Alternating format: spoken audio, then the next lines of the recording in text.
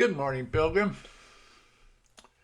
Suppose I begin this morning reading from Proverbs 8. The blessings of wisdom. Does not wisdom call? Does not understanding raise her voice on heights beside the way? At the crossroads she takes her stand. Beside the gates in front of the town, at the entrance of the portal, she cries aloud, To you, O men, I call, and my cry is to the children of man. O simple ones, learn prudence. O fools, learn sense. Hear, for I will speak noble things. From my lips will come what's right. From my mouth will utter truth. Wickedness is an abomination to my lips.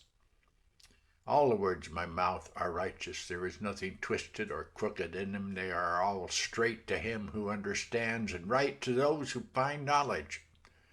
Take my instruction instead of silver, knowledge rather than choice gold, for wisdom is better than jewels, and all that you may desire cannot compare with her, not with wisdom.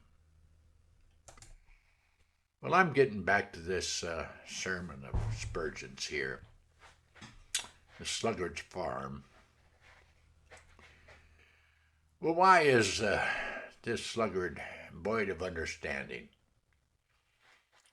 Is it not because he has opportunities which he does not use? His day has come, his day is going, and he lets the hours glide by to no purpose. Let me not press too hardly upon anyone, but let me ask you all to press as hardly as you can upon yourselves, while you inquire each one of himself, am I employing the minutes as they fly? This man had a vineyard, but he didn't cultivate it. He had a field, but he didn't till it. Do you, brethren, you pilgrim, do you use all your opportunities? I know we each one have some power to serve God. Do we use it? If we are his children, he's not put one of us where we are of necessity useless. Somewhere we may shine by the light which he has given us, though that light be only a tiny candle. Are we thus shining? Do we sow beside all waters? Do we in the morning sow our seed, and in the evening still stretch out our hand? For if not, we are rebuked by the sweeping censure of Solomon, who saith that the slothful is a man void of understanding. Having opportunities, he didn't use them. And next, being bound to the performance of duties, he didn't fulfill them.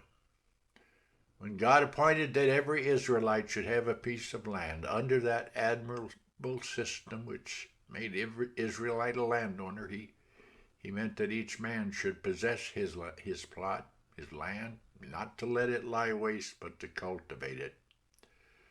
When God put Adam in the Garden of Eden, it was not that he should walk through the glades and watch the spontaneous luxuriance of the unfallen earth, but that he might dress it and keep it. And he had the same end in view when he allotted each Jew his piece of land. He meant that the holy soil should should reach the utmost point of futility to the labor of those who owned it. Thus, possession of a field and a vineyard involved responsibilities upon the sluggard which he never fulfilled, and therefore he was void of understanding. Well, Pilgrim, what's your position, dear friend? A father, a master, a servant, a minister, a teacher? You have your farms and your vineyards in those particular spheres, but if you do not use those positions aright, you will be void of understanding, because you neglect the end of your existence. That's why you're here. You miss the high calling which your Maker has set before you. He's called you to do something. The slothful farmer was unwise in these two respects, and in another also, for he had capacities which he did not employ. He could have tilled the field, cultivated the vineyard if he had chosen to do so.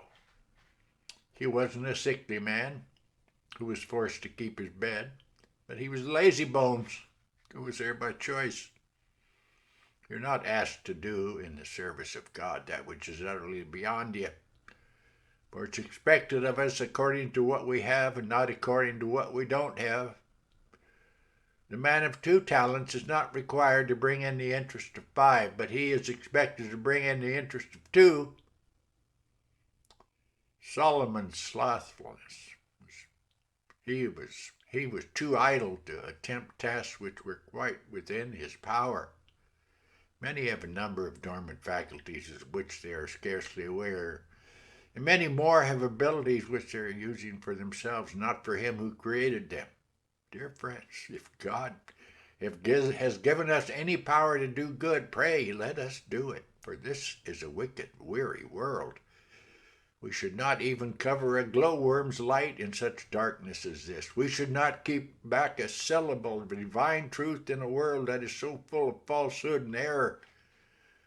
However feeble our voices, let us lift them up for the cause of truth and righteousness. Don't let us be void of understanding, because we have opportunities that we do not use, obligations that we don't fulfill, and capacities which we don't exercise.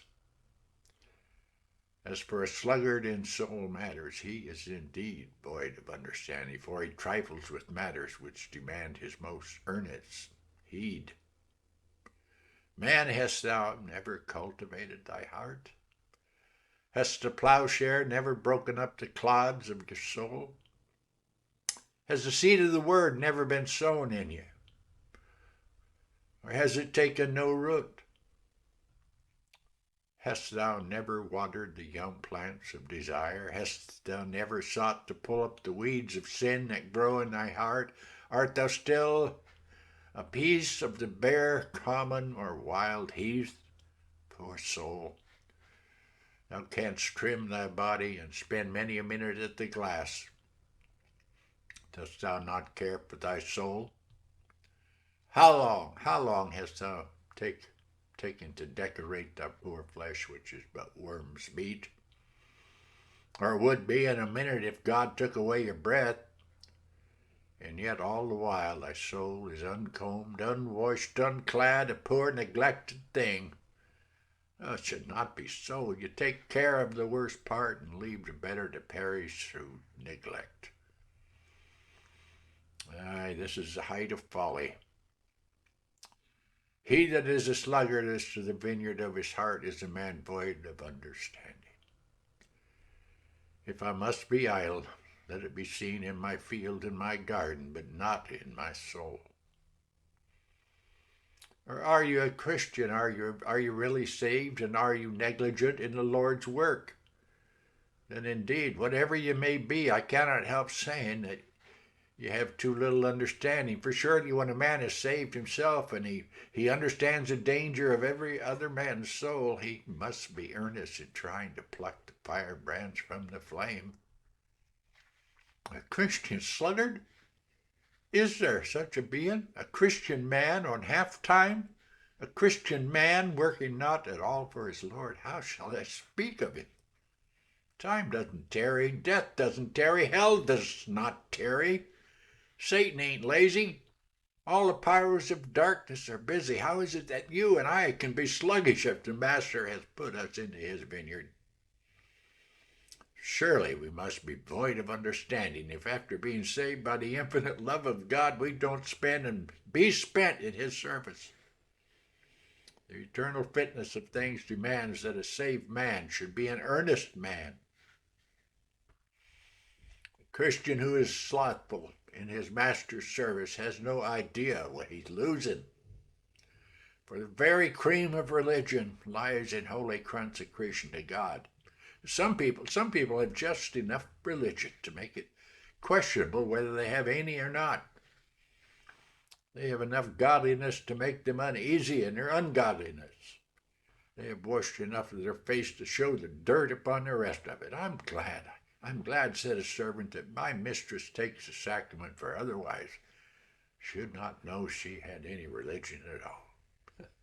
Now you smile, and well you may. It's ridiculous that some people should have no goods in their shop and yet advertise their business in all the papers. Should make a show of religion and yet have none of the Spirit of God. I wish some professors would do Christ the justice to say, "No, I am not one of his disciples. Do not think so badly of him as to imagine that I can be one of them." We ought to be reflections of Christ, but I hear many are reflections on Christ. When we see a lot of lazy servants, we're apt to think that their master must be a very idle person himself, or he would never put up with them. He who employs sluggards and is satisfied with their snail-like pace cannot be a very active man himself. Oh, to have people look on our Savior that way. How can we be sluggards? Oh, let not the world think that Christ is indifferent to human woe, that Christ has lost his zeal, that Christ has lost his energy. Yet I fear they will say it or think it if they see those who profess to be laborers in the vineyard of Christ nothing better than mere sluggards. Yeah, the slothful then is a man void of understanding. He loses the honor and pleasure which he would, and in serving his master, he is a dishonor to the cause which he professes to venerate, and he is storing up thorns for his dying pillow. Let that stand as settled. The slothful, whether he be a minister, a deacon, or a private Christian, is a man void of understanding. Well, tomorrow we'll look at the sluggard's land. Today we've looked at his heart. It's full of thistles, thorns and thistles. Sad. Think on these things, pilgrim. There's a message there. God bless. Have a blessed